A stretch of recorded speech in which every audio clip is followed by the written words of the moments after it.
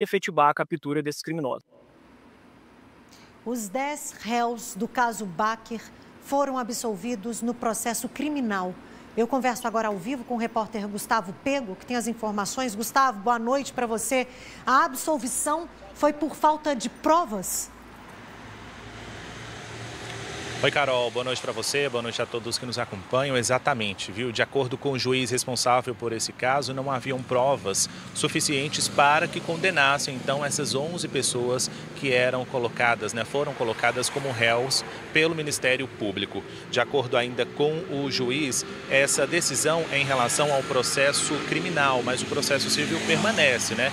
Então, essas pessoas ainda têm que fazer o pagamento de indenização para as vítimas. Lembrando que esse caso de intoxicação aconteceu há cerca de 5 anos. 10 pessoas, infelizmente, morreram por intoxicação dessa bebida e outras ficaram ainda com sequelas permanentes, né? E essas pessoas não receberam a devida indenização até o exato momento. De acordo com o juiz responsável ainda por esse caso, a absolvição aconteceu porque os sócios proprietários que eram acusados de assumir o risco no momento em que comprou a substância que era proibida, ela então seria absorvida porque não tinham poder de gestão dentro da empresa. A terceira sócia foi igualmente absorvida por ter sua atuação comprovada como exclusiva da área de marketing, sem envolvimento na produção e na compra, então, dessas substâncias. Quanto ao núcleo técnico, o juiz, então, decidiu a absolvição, já que eles não tinham o poder de mexer nas substâncias, e sim só executar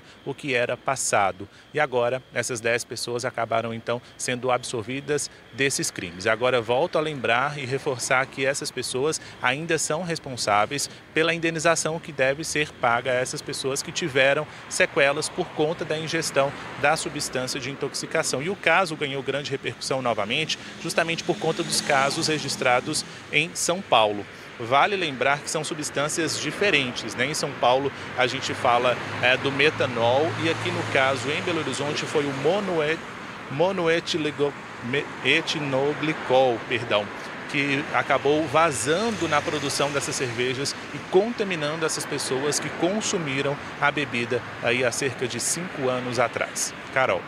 Gustavo, monoetilenglicol, dietilenglicol, a gente que teve ali na cobertura desse caso Baker, na época que aconteceu, em 2019, e depois no finalzinho de 2019, depois os casos vieram aparecer já no início do ano, foi uma cobertura muito intensa, porque à medida que iam aparecendo os casos, a gente ficou realmente muito assustado. É uma pena que a Justiça tenha entendido dessa forma, mas a gente aguarda, né, que a Justiça, o processo criminal, o processo civil, que agora esse foi o criminal, eles dê sequência, porque essas famílias que perderam, né, os seus parentes e as pessoas que ainda estão tratando das sequelas, elas merecem uma resposta, elas merecem ajuda de custo, elas merecem indenização, porque sim, alguém tem que ser responsável por essa intoxicação. Gustavo, muito obrigada pelas informações, a gente se fala já já.